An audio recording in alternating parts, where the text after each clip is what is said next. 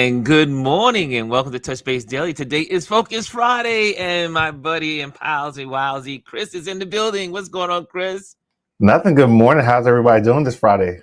Oh, it's been a rough morning. It was a rough morning until I came to my computer. I mean, it was an easy morning until I came to my computer. Everything got reset. I don't know. I must have had an update. I think I had an update or something, and the StreamYard was totally reset. I had to bring back everything. So anyway, I'm here. We're here. It's only 3 minutes. I'm loving the colors. You like the colors? Yeah, it's bright. It's my personality, and I said, you know what? Now that I know what I'm doing, I can now kind of like expand and do all kinds of stuff. So little tweaks here and there are always good. Yep, we're getting the tweaks, and also since it's September, you know, it's an unofficial new beginning for the season, and so why not tidy up and make things look beautiful for the September, the last leg of our season. Our season ends Thanksgiving, so we got about a couple of months, 3 more months, and then after that, then we're on a nice break for about a month and come back in January. So nice. I said, let me just add some new things in and play around. So what's going on? So how are you doing? What's going on in your world, sir? I'm good. You know, I just wrapped all my recordings for Safe Space and for the conference call for this season. So I'm happy with that. Taking a little break. And then I'm really busy with work and stuff. So, and I'm just kind of focus on that for the remainder of the year. So I'm in a good place. Nice. Well, let's welcome the folks in the building. We have first out the gate, the gold goes to Chrissy Corner. Oh, good morning. Okay. Ding, ding, ding, ding. In second place, looking for the silver, is Mr. Brian Young. Come on, Brian. And third for the bronze is Jazzy. Miss Jazzy's in the building. Good morning, everyone, she says. And then we have the rest of our amazing folks. You're all golders. Anthony's in the building. Rashawn's in the building. Adrian's in the building. And Gwendolyn is in the building. And, the usual cast of characters. Elise is in the building now. So I'm trying to get I'm just gonna put like I did before. I'm getting my Linktree set up to put that scanner on there so you guys can see the scan. And if you to log in, because all of my emails got crazy as well in my StreamYard. Don't know why that happened, but hey, we keep it going. We keep it going. So let me get that in there ready for y'all. So if you guys want to come into the conversation, if you want to join the conversation. So I'm setting that up. So what else? Who else is in the building? Oh, there's more. And there's more. Rashawn says, good morning, Gwendolyn. And I see here Bryson is in the building. He's, Bryce always gives us something. That's right. Ron's up. What's up, Ron? What's up, Chris? What's up, RLP fam? What's up, CQ fam? Happy Beetlejuice Friday. Happy Power Fridays. We're going to go see that tomorrow, actually. How many of you are Beetlejuice fans? I was never a Beetlejuice fan. I never got with it. Love it. Really? Oh, man. How many of you? I'm curious. Beetlejuice, are you in the building? Are any Beetlejuice people in the building? Well, it's interesting. I did not go to. How many Beetlejuices are there? Is it just one? Is this the sequel? First sequel or second? This is the second one. Okay. Before I even say that, make that statement. I know Bryson would know that information, so this is to say, Bryson, is this the first? Is this the second? It's the second one. I believe it's the second one. Yes. Okay. Got it. Yeah, it is. I'm gonna tell you why. It's even in the title. It doesn't say Beetlejuice 2. The title is Beetlejuice. Yeah, they say it Gotcha. twice. Okay, okay. All you Beetlejuice people out there, what do y'all like about Beetlejuice? What do you love about Beetlejuice? Someone please tell me. Anyone? Chris, why do you love Beetlejuice? I don't. I love the character. I love Michael Keaton. And it was comedic with a little bit of. I mean, it's not really scary, but it's the humor in it.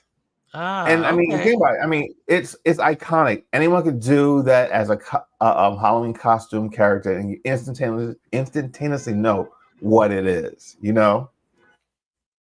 Well, And they brought uh-huh. back most of the main characters um, for this second one, and it's been what 20 years or plus since the first one came out. Jazzy says, yes, Chris, and she says it's a classic. Yeah, And Elise says it was very entertaining. Okay, that okay, okay. I'm with you all. I am with you. I am with you. I maybe I should check it out because maybe I should see the first one, right? I'm sure you can find on plenty of streaming platforms, and then, Yeah, I'm sure it's got to be you on probably won't have something. to see the first one to really enjoy the second one. Hmm. Yeah. But I'll let Okay. you know next Okay. week because, like I said, I'm going to see it Saturday. We're actually doing a double feature on Saturday. We're seeing I don't remember the name of the movie that Brandy is in. We're going to go see that I think first, and then we're going to go see Beetlejuice later on that day. So Wow. it's a Okay. date weekend. It's a date weekend. Yeah. It's gonna be, and the weekend here in the Northeast is gonna be beautiful. I mean, it's gonna be humid, Well, but we're going to have cooler rain still. tomorrow. Yeah, well, yes, yeah, rain afternoon, right? Yeah, but I'm Yeah. going So tomorrow. Tomorrow they have a big what they call the old relic. Let's say relics, old buses. They are relics, I guess you could say.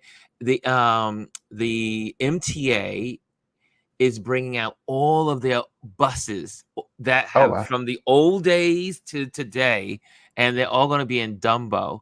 So I am getting up early in the morning. I'm dragging Omar out. He doesn't know it. Well, he knows now. I was saying, Omar, we're going to the bus. You know what? I love when they do this because that way I get these amazing photos because you get to go inside the bus, you get to photograph the different, you know, antique levers and the gauges and all the bells and whistles of the old, and you get to photograph it because how often do you get a chance to go into a old bus? Never. Very rare. And there's the whole fleet. I mean, Yeah, it's going to and span, I think, 70 years. And the nice thing about that, not a lot. When you look at all the states and how they have different transportation systems, and not everyone keeps that stuff still in use. Like you go to certain places, like I know Philadelphia still uses trolleys, old school trolleys. I'm not sure about. I think San Francisco does still use trolleys as well. But it's nice to be able to see all of them all lined up. Yeah, it's gonna be fun. I'm curious. I'm anxious to see your pictures. I really want to see what all that stuff looks like now. I mean, I cannot wait to see it tomorrow. I can't. I'm like the big kid that just can't wait to get there. So, In the candy store. Elise, Brian, Adrian, anyone who wants to pop on, just scan the QR code. That's all set up and ready for you. So just set the QR code, just scan it, and you will be able to join into the conversation and join the panel. Today, it's going to be a little bit of mix. Remember, on Focus Fridays, we focus on accounts that inspire, encourage, and bless us. Also, we are also because we are heading into not heading, we are now in officially the political season. Is that we are also sharing IG, YouTube accounts that help us in this election. So that will help us on the road to the election. So that's what we'll be doing in this segment today on Focus Friday. And the Focus Fridays for the whole season. That's what we'll be focusing on. Yes, Chris. I want to talk about the Republican nominee and the vice president nominee. They were asked about what are their policies when it comes to childcare, and Both of them gave shit show answers. It was ridiculous. Yes, it was Let's crazy. start with JD Vance. First, he says, "You know what? We should get our grandparents and aunts and uncles to help out."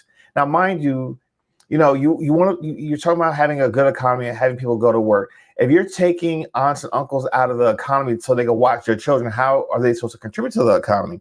Now, secondly, not everyone has grandparents still alive or has grandparents that can afford to not work, because a lot of people working a lot longer in life to take care of your kids. But then I mean, also, yeah, in the world we live in, most grandparents don't live in, not even in the same state. exactly, and that's something that was talked about by the reporter who was talking about this story. One, JD Vance could do it because his mother took a year sabbatical from her research job to help raise his kids. Not everyone can do that, and a lot of people, they said, a lot of grandparents now, because it's so expensive, housing, rent, or mortgage is so expensive, a lot of them live more than an hour away from where the rest of the family lives. Now, two, when they asked Trump this question, oh my God, if you did not hear or see what his response was, I have it in my stories on my Instagram account. Constantly underscore changing to me. It was a diatribe of trash. He didn't even answer the question. He started talking about everything under the sun. He said the word childcare 4 times in it, but he never answered the question. And everyone's just like, is he having a stroke? Because it's like he's not. It's like they ask him questions and he's giving these answers that make absolutely no sense. He's just jumbling his words. He's jumbling answers from different questions. He's talking about war. It's just like, that's not what we asked you, sir. That's not what we asked. But speaking on top of that, speaking of the 45 being ridiculous, is that here in New York yesterday they had the a big convention for all the rich people.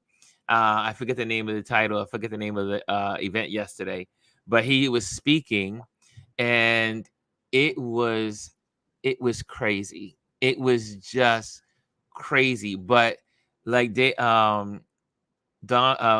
O'Donnell said yesterday, he said what was even crazier, Lawrence O'Donnell, what he said, what was more crazy is that the people were applauding. The They're just people applauding were just to applaud. applauding his craziness. It was absolutely insane. All these rich people, which they also said, these are all rich people with no credentials. They have no reason. They just happen to be rich, and they all are I in this arena, and they are making no sense. Oh, I look, believe they're look, prompting. I think they're prompting them to clap. look who's joined the Hey. conversation. The Adrian Florence is in the building. What is this too? I'm seeing Adrian pop up a lot more. I'm liking this. Let me move now you can see us. Yeah, there we go. So There we go. Adrian works from home, so he gets to see all this stuff. He gets to be a nerdy like me. Do work and be a nerd. Yeah, because I've got CNN on in the background. Actually, what's really good I like to do is I have DirecTV, so I get like all of the news channels. So when something happens, I like to see like how different news stations are, how they're headlining different things, and that kind of tells you as well how they're trying to influence their audience. Yeah, Adrian grew up in a house with me here, and he saw the 3 monitors. my apartment looked like the stock exchange floor with 3 monitors, and I had CNN on one, and whoever. And I mocked you incessantly for it on a regular basis, and now I have become the person I've mocked. Hey, look, join it. I think you're in good company here because CNN is right here. I can pull up other stuff when I'm doing a little research for the show. We're all in good company. And Power says, "Hey, Adrian." What's up, fam? But it was absolutely crazy, this event. And then they went through they asked him questions. He's going on and on and on. And That's what he does. you just could not believe. And then the one person asked him an educated question, like really thought out question, laid it out, put it together, and she laid it out to him. And he came back with a tossed salad answered. It was almost like, and I think we've all been there when we didn't do our homework and you're in second grade or third grade and you didn't do your homework, and then you stand up and the teacher says, so what did you get out of that book last night? What chapter 5? What did you get out of chapter 5? And you're like, oh yeah, you kind of like trying to finagle. I've been there before. You finagle and act like you read that chapter last night and you didn't read that chapter. Man, it was like looking at a third grader. I'm just gonna saying I did not do my word homework. Salad. It was word salad, not word salad. Cost, because that's a whole other. Oh yeah. Let's clear that up real quick. Word salad. Thank you, son. What I'm here for. He just got it. He just got it. Yes, tossed salad is another thing. Yeah. Word salad. Words have meanings, people. Words have meanings, and words are powerful. Yes. So anyway, can we switch subjects? Yes. Yeah, here we go. Go for it, buddy. Let's talk about the school shooting. So they arrested, of course, the young 14-year-old and his father and charged both of them. Wow. They were in court this morning, I believe. The 14-year-old suspect could face life in prison, and the father was also arrested and faces 180 years in prison if convicted. Wow. They should. Elise is laughing. Murder charges, 4 manslaughter charges, and 8 reckless endangerment of minors, I believe. Well, the reason why is I think this needs to happen. Start charging these parents, and then I think you'll start having less of these shootings. Because think about this. A 14-year-old. Where does a 14-year-old get a gun? The father, the parents. But the thing that boggles my mind, you've got this kid who clearly has issues. Yes. The police investigated him. Yes. Investigated you. So you've had a conversation. FBI. You've had a conversation with the FBI about your son wanting to shoot up a school, and 6 months later, you buy him a gun? Yeah. Hello. The right to bear arms. That's where we live. Elise, I'm going to get that code to you. Hold on a second. I'm going to bring it up. If somebody tells me that my son is struggling with alcoholism, that's like me buying him a bottle of vodka the next, it just does not make insane. Sense. It's insane. I just sat there and said, but then on some of I think it was Fox or one of the other stations, when they mentioned the shooter, they put up the black kid that was the victim. Well, he's a white boy. Let's be very clear. A blonde-headed white boy. I'm looking at the back of his head right now. Yeah. But exactly. the whole I don't know they were trying to be slick. This will work. But this was I took a screenshot. Yes, there it is. Yep. And the wording below, it says Georgia high school students texted parents last words as shooter Colt Gray, blah blah blah. But that's the image that you show. That's the image. The VP, the presidential nominee, and a black kid who was like, "What are we doing?" I get it. I mean, and there's no one goes back and corrects it. Like, no, he's not a shooter. He's probably he's a victim. But yet, it's still you're putting his face under your headlines. Unacceptable. That was news. Unacceptable, because they won't even show the shooter's face because we don't want to highlight him. But yet, so you put this young boy's face with that title. That it implies something automatically. Do better. Yeah. Oh, I think Ron is frozen. He's been having some connectivity issues lately. That's cool. He is frozen. This is our show now. Yes, let's go. He probably has to restart. I think he has to restart. That makes sense. Yeah. So what's going on in your world? Well, I mean, you all know this. You all know because Ron has said it before. I have 2 boys, well, men, my younger son is living his absolute best life in Okinawa, Japan. He's serving in the Air Force, and it's really, you know, we talk about mental health, right? And we talk about how these young kids can be influenced. And just a few years ago, so in 2020, that's when my youngest son was graduating high school.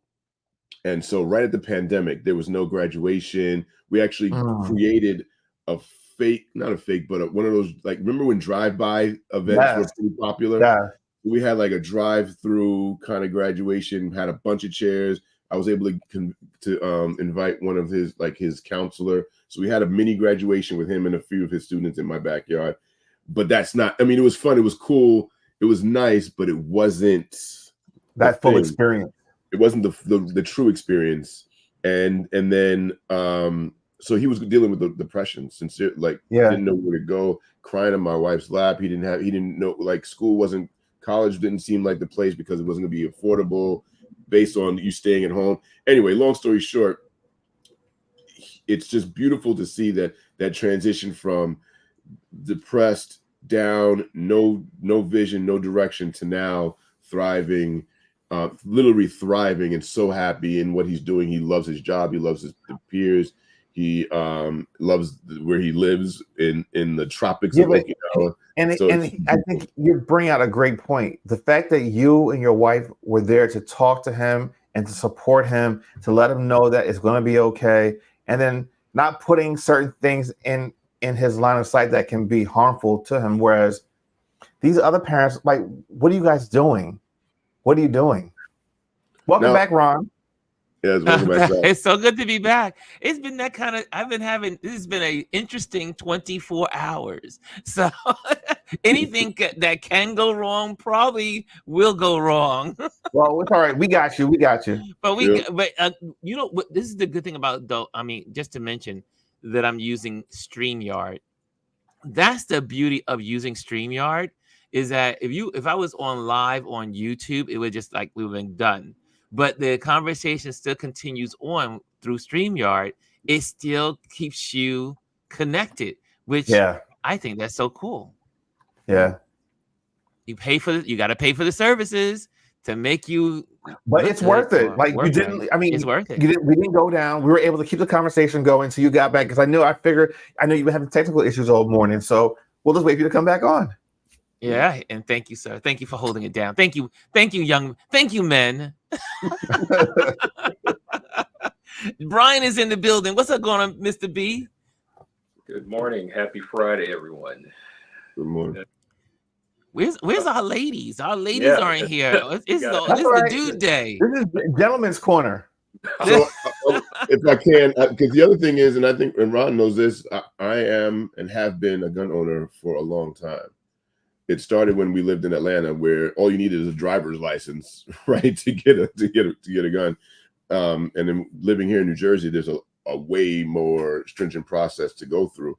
But they're all locked up very well, you know. And the only, like, there's some things, it's not a rifle, but I have a shotgun as well, and that has its own kind of lock mechanism. But once the kids were of age, like teenagers, we went to the range, and they understood they have respect for it. But if I ever had an inkling that there was something where it was like, again, we talked about the depression, where I felt like it was something where it was life threatening, or they might harm themselves, they would not have an opportunity to do so, not with anything inside the house. But that's yes. Well, self-awareness and awareness of your environment. Well, last year was the first time I ever used a gun. Last year was the first time ever using a gun. I went to it is a Southern thing. So I was hanging out with my brother Kevin, and hanging out with him, and he took me to the driving range, and I did pretty good for the first day out. I was like, whoa, look at that. But I think everyone should know how to shoot, because you never know when you might need to shoot a gun. It's like just knowing, because it shocked me the power that is in your hand when you shoot a gun. And it was like, holy moly. And then this guy This guy came in with it was almost like a Colt 45 type gun, and literally he was shooting at the target. He said, "Bam!" And I was like, ah! I was like, my heart just dropped, and the gun, you could see the fire come out the nozzle, and my brain was like, holy moly. But I had never seen a real gun in real life, and I had never seen a Colt 45 in real life. Like, you always see it on TV or in a movie. And I'm telling you, the power of that gun, I mean, it was destabilizing, because you feel it you feel it in your chest. So for those that have never shot a gun, I think it's a valuable lesson to go and learn. You never know when you may have to use one or need it, but I'm so glad that I had a chance to go, and I'm looking forward to Adrian taking me many more times because you have to learn how to hold it and all of the safeties that are involved, the steps, and there are a lot. I mean, America is a holding country, and so therefore you should know how to use the gun. But as in ARs and all that other stuff, those should be banned. There's no place for ARs. There, oh, that. Good morning, because Are you a gun toting Detroit person, buddy? You were raised in the Midwest, right? I was born and raised down south, Alabama, Mm-hmm. Anniston, Alabama. Oh wait, you're from Alabama?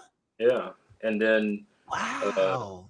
And then I'm not a native Yankee, as the saying goes, but no, when it comes to gun culture and guns and the school, that stuff, I don't talk publicly or about. I'm well versed in firearms. I'll just say,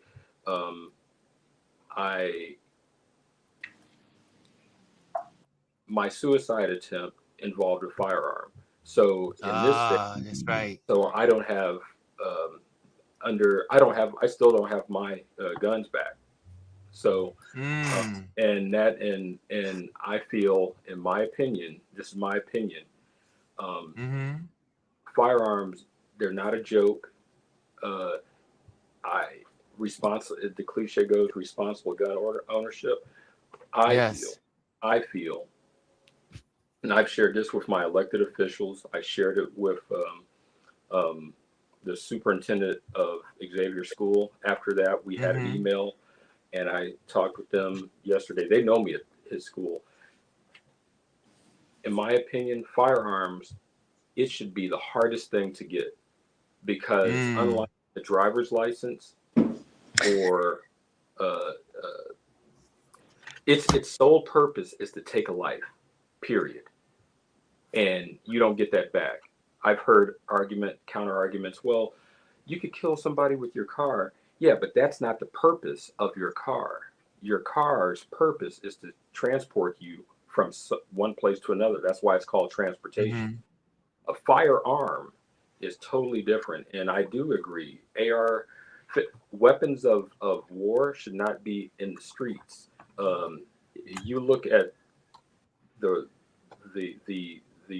ammunition that is used between a traditional handgun and what's considered long rifles, and look at the damage that is done.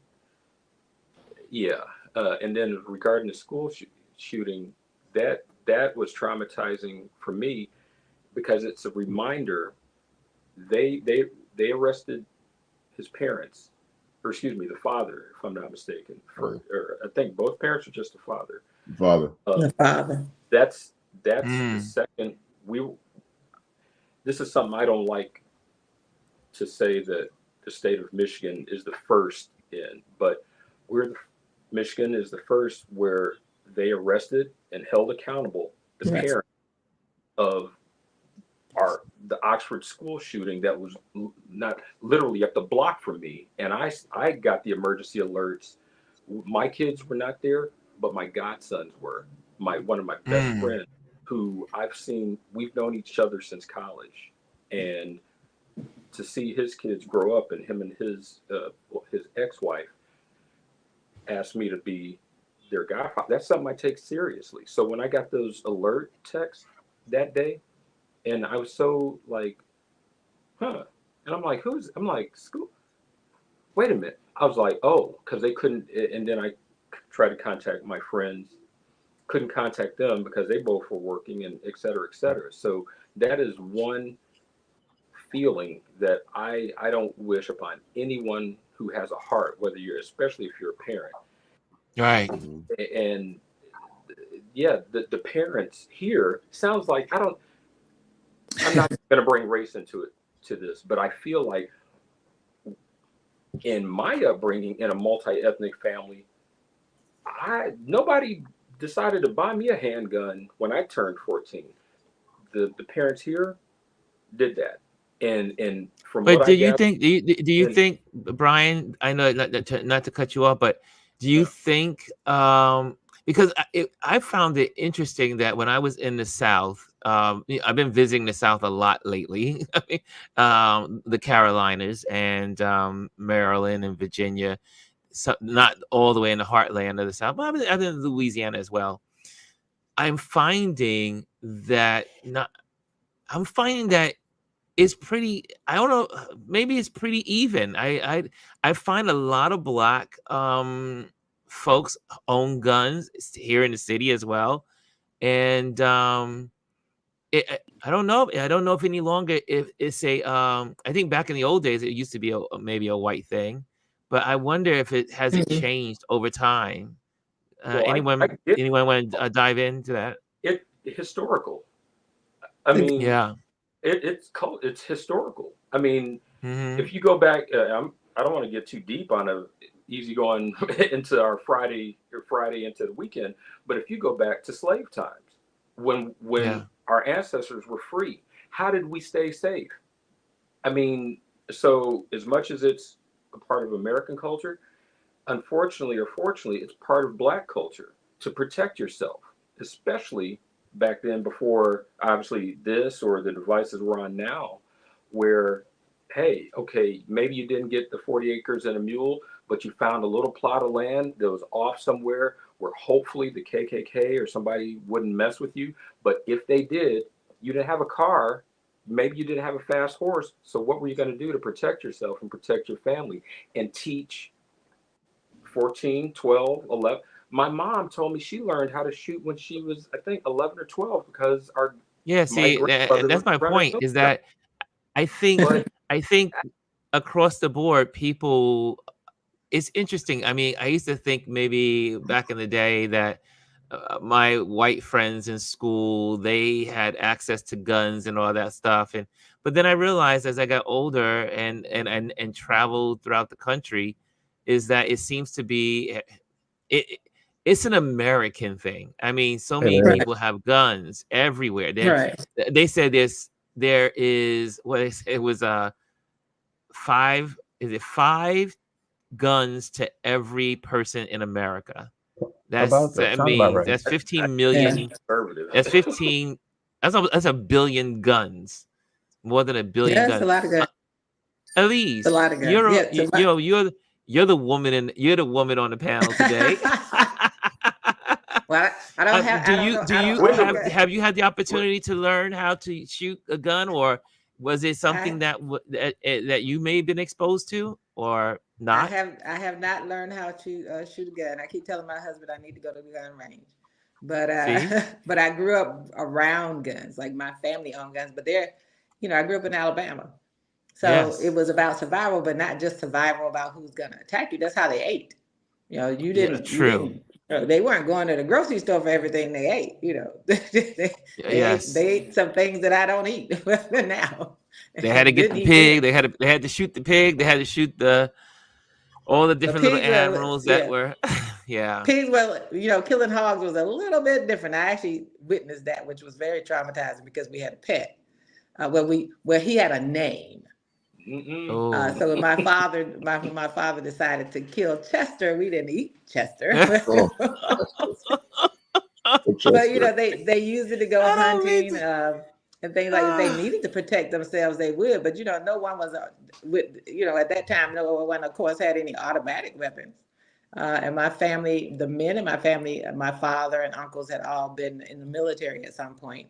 But it was guns there were specifically for survival, like eating. Yeah. Had tons See, of I mean, cousins, things like that, but not necessarily to shoot your neighbor. There were Yes. no pistol drawing on neighbors down there. Yeah. and that's the difference now. It's like it was a part of society because you needed to eat, It was and a those are rare utility. occasions where someone came with your property, you were protecting yourself. But now it's like you've got these high-powered assault weapons that are used in war overseas, like just on the regular streets and in schools, killing multiple people in like seconds. It Here's doesn't a make sense. You question. don't need it. Here's a question from David Mascaro. He says, curious what your thoughts are on a 14-year-old being charged as an adult and a 17-year-old shoots a NFL player a week ago, and the prosecutor still hasn't decided on charging him as an adult. listen, He should be black charged. boys have been charged as Adrian, adults. what do you No, I'm think? just saying, black boys have been charged as adults for everything, Yes. no matter how young they are. And so, personally, I have no problems with it. Like, what's good for the goose is good for the gander as well. I just think we need consistency. Yeah, I remember when. That's the reason why we need federal laws that cover the whole country versus individual states. So you need the overall blanket of these are the rules, federal laws to protect citizens. And I just remember when back when I was growing up, people would say if a child does adult things, the child should do adult time. And consequences. it's quite interesting. That's a good question, David. What Chris, what do you think about that? Wait, no, go ahead. David, Brian had it. Go ahead, Brian. I was going to say just it is. I'm not a doctor. I know enough of them, but it has been proved. It's a fact. It's a medical fact. Your brain. You are not fully mentally and emotionally developed until 25. So as men, I mean, there's so many factors. To me, it's not a clear cut. Okay, 14, and he did this, and the long distance between that and 25.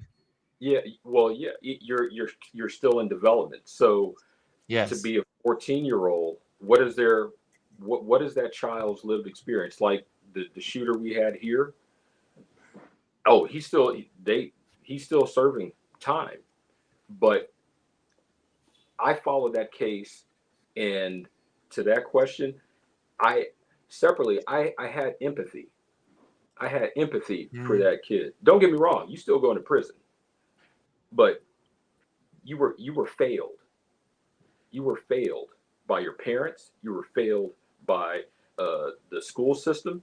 So there's enough blame to go around. But to that question, I mean, to me, it's not. Can I say something on that? So in this particular case, there's a pathology. This at 13, he said what he was going to do. So he's thought about this. There are instances when there are younger people who do things intentionally. And these laws about how they treat juveniles would be. I was surprised when on the very first day, hours after the shooting, they announced the child's name, because in DC, if there's a juvenile involved, they do a lot more investigation before they'll put a child's name out there. And so that depends on the state and the local, wherever that local government is and what they do. But in this case, there's a pathology. And when we say the school failed, the school didn't fail. What did the school do with this child? That wasn't the school's responsibility. The father knew who he was. He bought the weapon. he allowed this child who was clearly mentally unstable as well, had some intent and thought about shooting at his school period before. And he bought him a gun months later. But and I hear people a lot of times, what the school failed. The school failed how? In DC, you wouldn't get that into the schools because we have metal detectors. We've had, DC, our kids have lived through things like 9/11. That some of the attacks took place in DC. And we have some other things. So, people are like, oh, that's horrible, but there's no one who gets through that system without showing first your ID. First you go through the metal detector, then you show your ID. And so there's some systems that are in place that are not necessarily up to the school, it's up to the districts and states where they live. And I think we try to put too much burden on schools. Well, the school recognized it. The schools did what they were supposed to do. They recognized it, they reported it. And once they get it to the parent and authority, then the authorities failed. The FBI failed. The police department failed. Those are the people who failed. They failed the school. They failed those children. The school had systems in place. They had automatic locking doors. They had a buzzer system in place that for them to alert if something happened. The reason the boy didn't get back in his algebra class because the door automatically locked. The girl looked outside, saw the gun, and didn't open the door. Yep. Wow. So those are good points. Those are good points, Elise. I think when we say school, I think the school did everything right in this case. I mean, when you think about the locks on the door, they did have 2 people that were on duty as security. They did, reached out to the family. I mean, so this was a case that was really the parents were negligent, at least in my opinion. And authorities. When I say schools, authorities. I mean some individuals, and maybe, and my apologies, I want to fall on. No problem. When I say school specifically, and this, I guess this is kind of triggering me because I'm blending. I know I'm aware of this as you're speaking. I'm blending what happened here with what happened a couple of days ago, because the officials here, the individuals, they failed because they didn't think that there was a problem when this child here was brought in with his notes, and they talked to some other students, and the officials said, this is not going to happen here. Well, and so I apologize if I'm blending. I'm aware of me blending the experience that I've had here. No need to apologize. When I say school, no need to apologize. I accept your apology. I'll give you all an example. No need to apologize. What it all boils down to is parents need to take responsibility for their children now. And I think that parents have been pushing off responsibility on everyone else. Oh, it's the teacher's fault. It's the school's fault. Oh, it's the security person in the school. No, ultimately, it is your responsibility. These are your children that you are raising. Are you telling them that? Are you giving them the help that they need at home? People aren't parenting anymore. They're expecting everyone else to do the parenting for them. The internet, their devices, the people that they send them to school. No, school's not. I mean, yes, school is to teach your kids things, but they're not supposed to raise your children. All right, that's what the problem is. And David, sorry, go ahead. Continue. I want these prosecutors to continue to hold these parents accountable. That father knew his child would had a problem, and you still went and bought him a gun. And that's been there's no logic in that. And there's no logic in that. That's several of the cases with these young males. Their parents have allowed them to have access to guns or provided them with guns, knowing that they had some issues. We had a case when I was still teaching high school. A young man, he was in my class, and I'll never forget. I guess he liked me, but anyway, his father found and it was a young white boy. His father found a manifesto the father contacted authorities. The mother was trying to help him leave, but the father contacted the authorities, told them exactly where he was, so that they could handle that situation, and they dealt with it. but that was a parent being responsible. Yes. In so many cases, parents who, like in so many of these cases, the parents have acquired the weapons or they know their children have access to the weapons even after they know their child has either made a statement or said that they were going to do something. Yeah. Nine times out of 10, the parents have some knowledge or gut feeling about their child and what they're capable of. I mean, look, here's the thing. I don't know who saw the that Jeffrey Dahmer movie that was on Netflix. Yep. The father knew this kid was off. The parents knew. If the parents would have done something, if the police would have done something when they initially stopped him, none of that would have happened. So 9 times out of 10, there are signs there. People know, but they're either too afraid or that's my child. I can't. No. All this stuff could have been prevented. Could have been prevented. Wow. 2 days ago, did not have to happen in Atlanta because they knew about it. The FBI knew about it. They talked to him and, we don't have enough to really even continue to question him. And probably look at him, he's a nice little young white boy. Nothing to see here. Yeah, look at you now. Yeah. It goes back to what I'll say is be careful not to say Atlanta. No, it's because it was outside of Atlanta and it was a red county. And so we need to be real careful because what what the other side has been doing, these blue cities and what's happening in the city, and it wasn't in the city. So I think we have to make sure. We talked about this yesterday. It's happening in the suburbs. It's not happening in the inner cities. Absolutely. It's happening in the surrounding suburbs. Absolutely. But they say the main cities because it's recognizable, and then that's a way for them to put filth on these inner cities. That's why some of them can get away with showing that victim's picture with the title, with the other child's name and age. That's why they can get away with that. Think about it. Adrian, I think Adrian has something to say. Hold on a second, guys. Hold on. Are you good? Okay, now they're finished. Let me in. It's actually, we talking about the automatic weapons is still the issue, right? Yes. Because you don't have the mass casualties.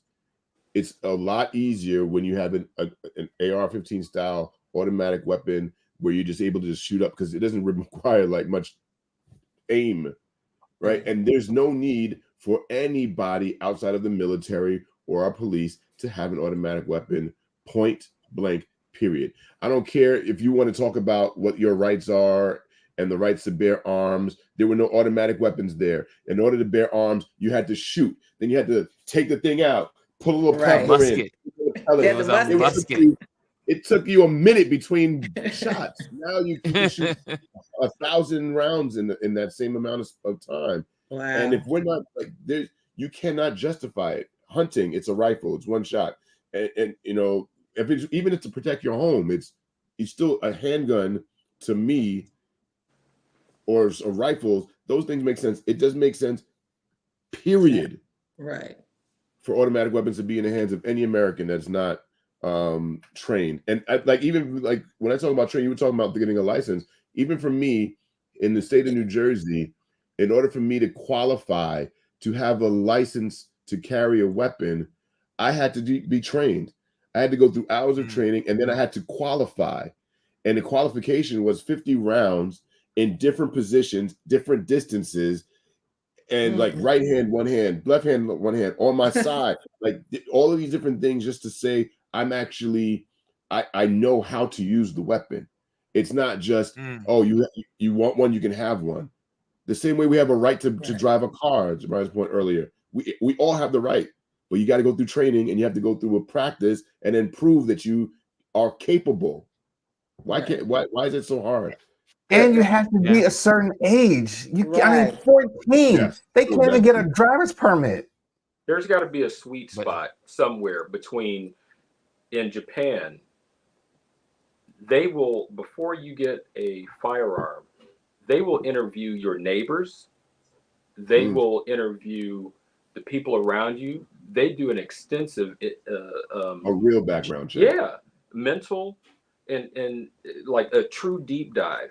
And if I'm not mistaken, somebody correct me if I'm wrong, and I know this because of Yeah, I'll just say my background of firearms. You know, he was a CIA agent. No. Sounds like it, doesn't it? Well, let's just sounds like Brian got something else that we don't know about. Well, I'll just say, like, when it comes to you do not need an AR-15 to protect your home, because you want to know why? It's not just about the weapon; it's the ammunition. Are you using a supersonic or subsonic ammunition? Meaning, is it gonna if you're trying to protect somebody, or trying to protect your home from somebody breaking in, if you choose the wrong ammunition, that bullet's going to go through your walls, your neighbor's walls, your neighbor's walls, and hit somebody else. And yeah, you've defended your home, but now you're hemmed up with man-2 because you've killed a neighbor 2 houses across. If you use slower speed ammunition, hollow point versus non-hollow point, I mean, some of this stuff's illegal. I'm just saying, it's not a toy, and it should be taken seriously. And what pisses me off is our elected officials, the people, they work for us. Don't get it twisted. They work for us. And this is, I bit my lip when the splash pad around the corner where I take Xavier to, where we had a mass shooting a couple of months ago. And I had, like, some of our mutual friends here and family within the community blowing up my phone, like, "Are you okay? We know where you live." And I'm like, "What?" And I'm like, "Oh my God." And the elected official, and here's where we go into politics, because all kinfolk ain't kinfolk, because the representative who showed up and was all like, blah, Black Republican MAGA dude, and I'm sitting up here like, my mama raised me right. I'm gonna keep my mouth shut because I want to chew his ass out. Excuse my language. Our elected officials work for us. We have the power in our vote to get this to stop, and or at least reduce it. Not doing anything. That's I'm sick and tired of thoughts and prayers. Thoughts and prayers. Wow. This is a country where guns have more rights than our women. Guns have more rights than our children. Guns have.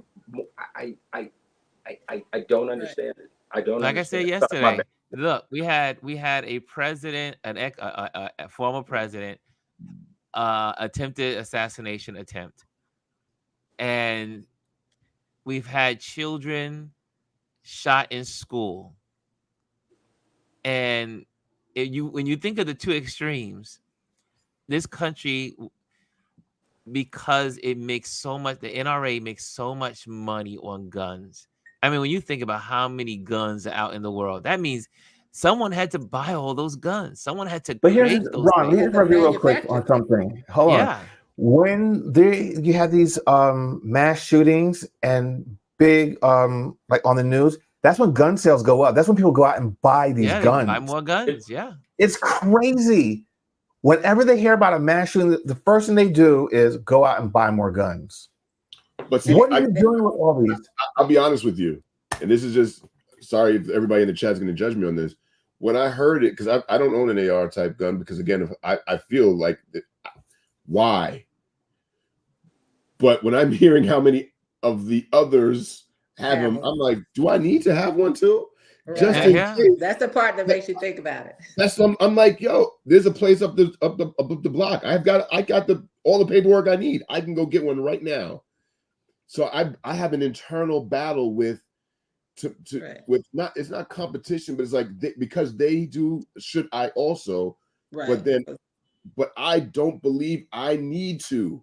I'm not military. I'm not an officer. I'm not but I have plenty of friends. I have a friend of mine that's an officer, a federal officer, and he was like, "Age, you go get one. I got you. We'll go do the training. We'll learn how to clear rooms and stuff like that." And that's more like fun hobbyish thing while still respecting the weapon, but being properly all trained. That does is cause you more problems. It just causes more. Because I mean, look at where we're at now. Everyone has them. So instead of talking through issues. I'm just gonna shoot you. And I But think, we again, have but to. I understand the conflict, because I mean that was one of the reasons why I felt there was a need when I was in South Carolina, because it's not like in New York you can just walk down and say, hey, let me just go to a shooting range. But it was to me, I was like, oh wow, I'm here. Why not learn? And Adrian's been telling me I should, we've talked about it before Let's I even go. went to South Carolina.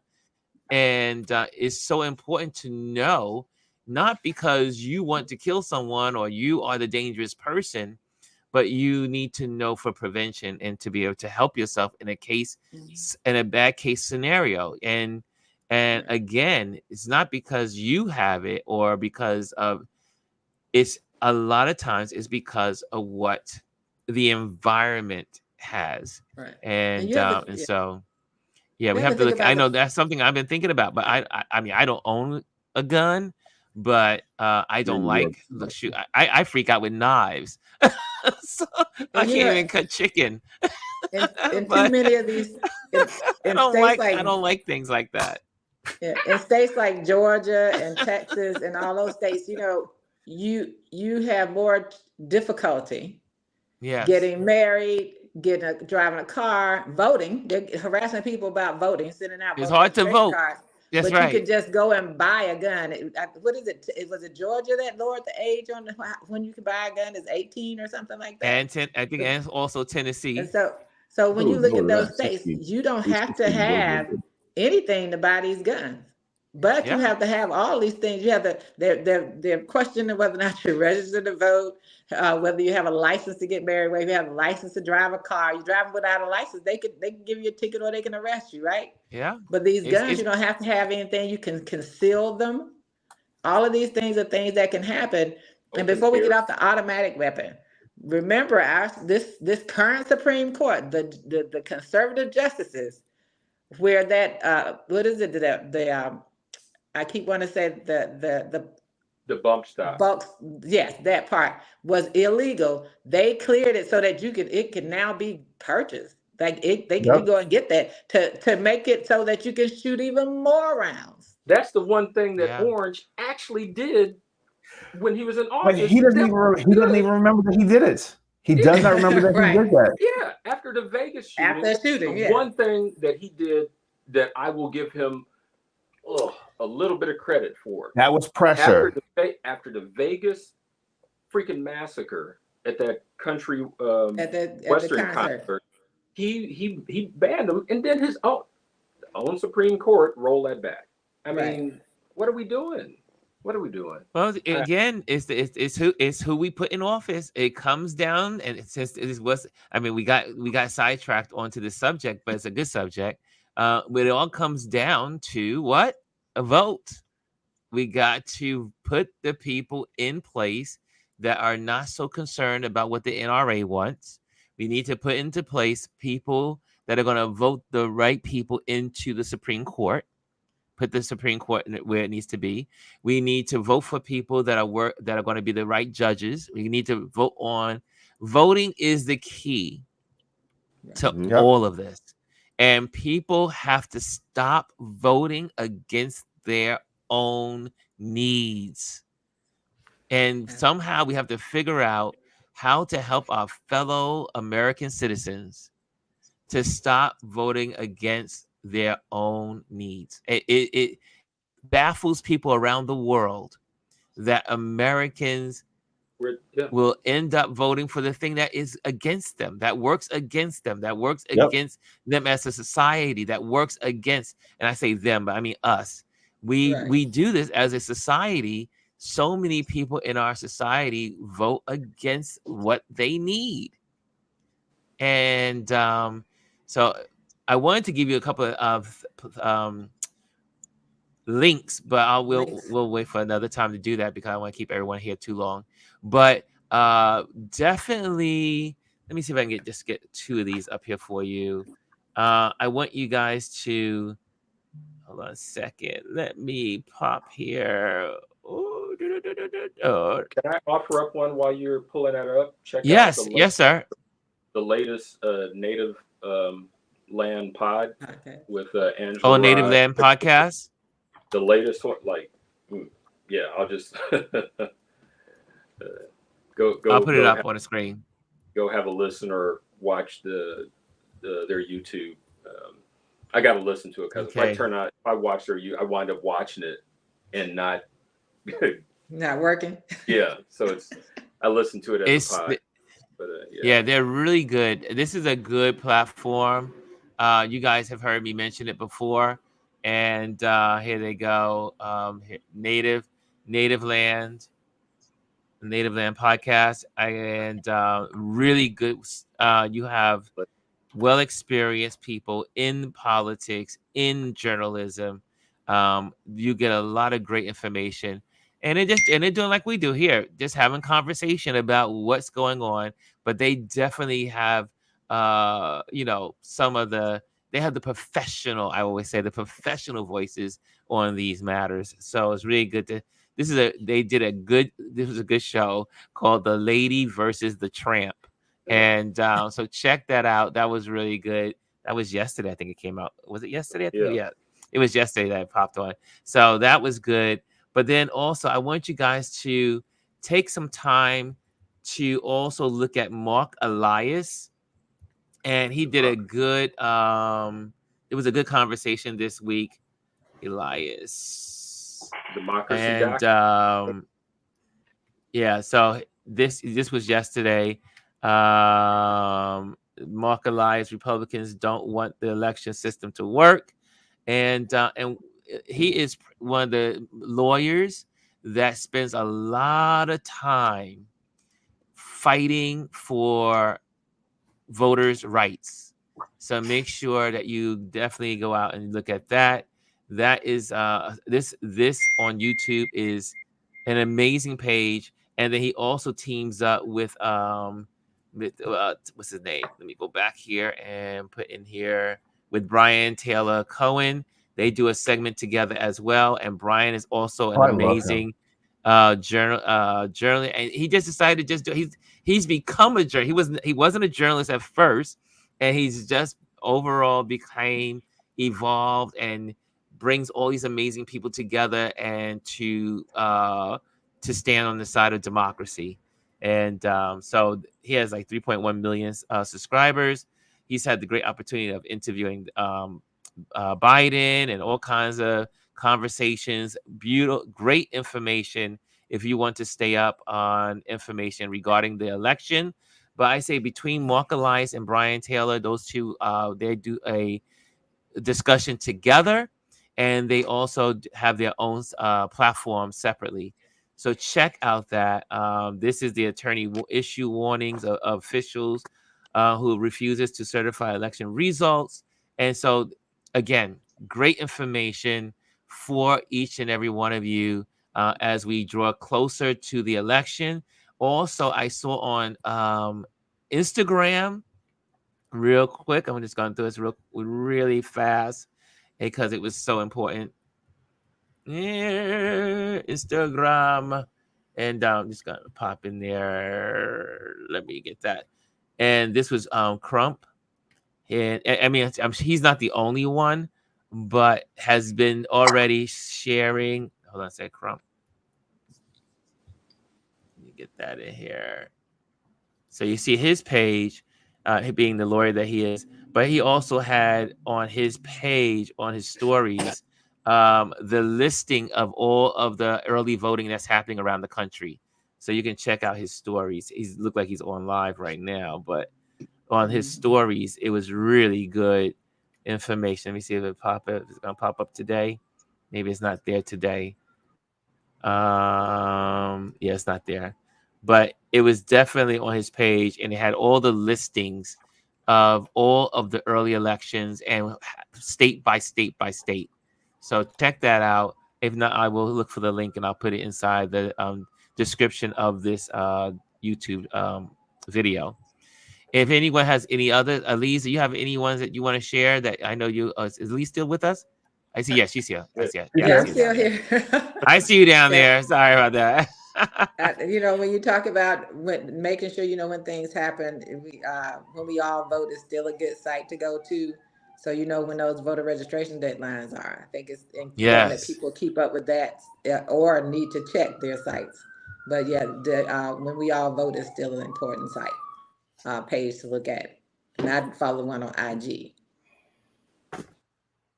And still also, I mentioned it before. I'm going to keep mentioning it because to me, it has everything in one place. And that's I will vote, Vote. which is Mm-hmm. really easy to remember.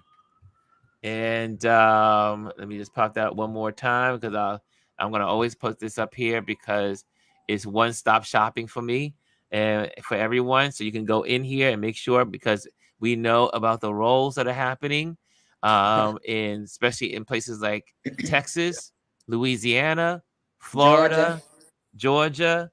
You check and see if you are on the register rolls. You need to do that. You just click on this. You put your name in, right? You put your name and information in there. It automatically goes to your state. It already knows what state you are putting in from, or if it's not, or you can put it in manually, and you can check if you are on your registration rolls. So make sure you do that. This is a great place, and if not, then you can register.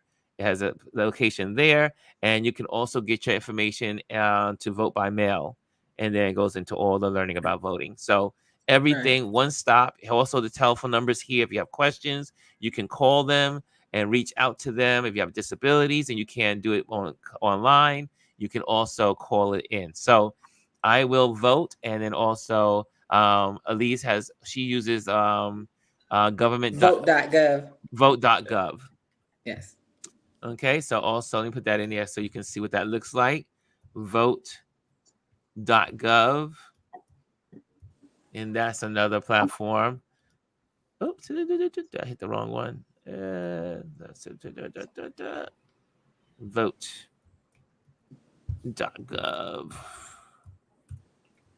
Okay, there we go. So you can go there, register to vote, or update your registration. So these are, since we're in the political season, a lot of these Focus Fridays are going to be sharing about what's going on in the news, what's happening, and also how we can make changes. Because all of the being upset with, with the guns and all that stuff, nothing will change until we change the people that are in Absolutely. Yes. leadership. So that's where it Absolutely. all has to go. Voting, vote, vote, vote. And for those that don't think voting matters, we know what to say to them. It does matter. And if it didn't matter, they wouldn't work so hard to stop you from voting.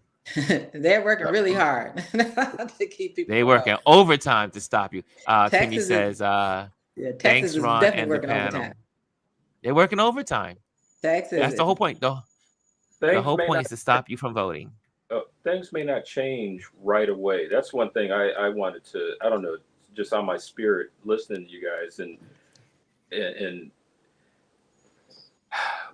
I feel, my opinion or my I feel like I'll center it on myself. I try not to speak for all or use those absolutes, but I see how I have even succumbed to the instant gratification of our Hmm. society. Like I want it now, I want it now, my impatience. And voting may not change something right now, but if we're consistent, eventually, things will change. I think, I'm an artist, I'm a designer. I think of Michelangelo, and when he was sculpting, I think it's David, and the story goes, I think that's the one piece, that he came and he sat and looked at this what looked like a rock every day, and somebody asked him, "Well, what are you doing?" And he's like, "I'm working," and it looked like he was just sitting there every day for however long, and then ultimately he came and boom, knocked it out, and just kept and started to finally create this masterpiece. And that's what it reminds me of voting. That you know we it's understandable that we can be disenfranchised or like downtrodden and get disheartened, especially for younger people who have who have grown up. Let's remind ourselves, younger people, maybe this is their first time voting. They've they're in a post 9/11 world. Think about either they were, gosh, maybe born after the Great Recession of 2000, what, 8, 9, Eight. 10. Then you go Hey, into, all these Eight. societal things. And then, wow, I'm going to vote. And maybe they voted for Hillary, or maybe they voted for somebody and they didn't see change right away. Just like Michelangelo with that statue, they got it. We have to keep hammering away, and eventually we will see a shift. Yeah. And like our ancestors, I feel like maybe, to a point where we have to think about the next generation. What's my purpose here? That's why I teach and mentor, and I do humanitarian trips around the world. I mean, not just for that, but like at some point, why am I here? What is our purpose for being here? What is our purpose behind voting to make the world better, not just for us, but for those that we care about. I think we have to also remind people that Elise, you have change. the last word. So, most of the time, people only focus on the executive level of the governments. That's local and federal, right? We have to get people to understand for that executive level to do the things you want them to do, they need the legislative part too. So that voting encompasses everything. Things can change if you get the right people in the other branches, that legislative branch. It can help things change if you get everything to go together. And that's one of the things that we often hear. We hear a lot about voting for the president, but we also need to understand there are 34 senators up, senator spots, and all of the House of Representatives, which comes up every 2 years for the House of Representatives. So we need to really push to people that we have to help with the legislative branch while we are also focused on the executive branch. Yes. Okay, guys. Anthony, well, how about this? We give Anthony the last word on Anthony Rowland says, a steady stream of water will wear a hole in a rock. So that means keep going. Right. We just gotta keep going, keep going, keep going, keep pushing, keep pressing on, and we will be able to change the country. And so, guys, thank you so much. Where can people find you, Adrian? Where can people find you, sir? IG at Adrian324. Brian, where can people find you? Brian Young Creative, BRYAN. Elise, where can people find you? At SALIEZE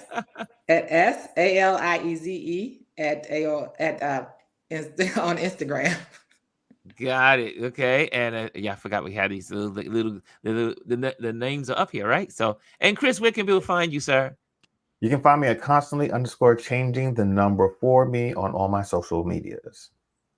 Awesome. And guys, remember to like and subscribe and share the channel. I hope that I hope this conversation benefits y'all.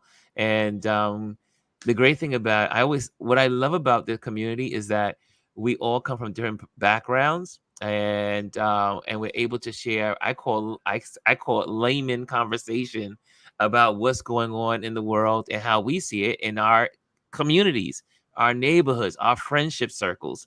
We all represent parts of this country and parts of the nation. So it's really good to hang out with all you guys. But today I gotta let you guys go, and Right. I gotta get the house ready for a guest. Bye, And also, I forgot to say, on Sunday we are meeting at 2:00 at Fancy Free, which is here in Fort Greene. Omar says, "Run, gather the people together. I'm coming to town. I want to meet everyone." So if you're in New York, come out to Brooklyn. We're gonna be getting together at 2:00, like a late brunch, and just getting together, hang out. If you want, bring your cameras, and then we're gonna walk over to Fort Greene Park and just relax and just chill out for as many hours as you want. But it'll be just good to meet people and see people. So we'll be doing that on Sunday. And I will be on live tomorrow from the MTA's event that's happening in Dumbo. So check that out. Just go to Google. If you want to meet me down there, I will be there at 10:00 in the morning taking pictures of beautiful buses. Okay, so guys, thank you so much. And guys, the panel, I love you. You guys make everything happen, and it is wonderful to spend time with you all. You are the best. Love I ya. can do that today. See, I can't do Go it. on. I'm I on my still phone can't do it. Mine today. doesn't Oh, work. you guys. Mine doesn't work. It doesn't work. Throwing up gang signs. 2 out of 3 is not bad. Like, Nice what to the end with a heck? smile. I can't get it. Adrian, yours doesn't work either. Mine isn't working either. And I'm on a Mac, so It like, runs in the look. family. give it to me. The Mac. What's going? Look at Elise. She's showing off. That's because I'm normally on my regular computer. So Elise is showing off her fireworks. Okay, guys. Thank you for joining in. Thank you, community. Love y'all. See you in the weekend and see you on Sunday. Okay, guys. See you Monday as well. Okay, I'm out. I'm saying goodbye. I'm out of here. Later. Okay, yeah.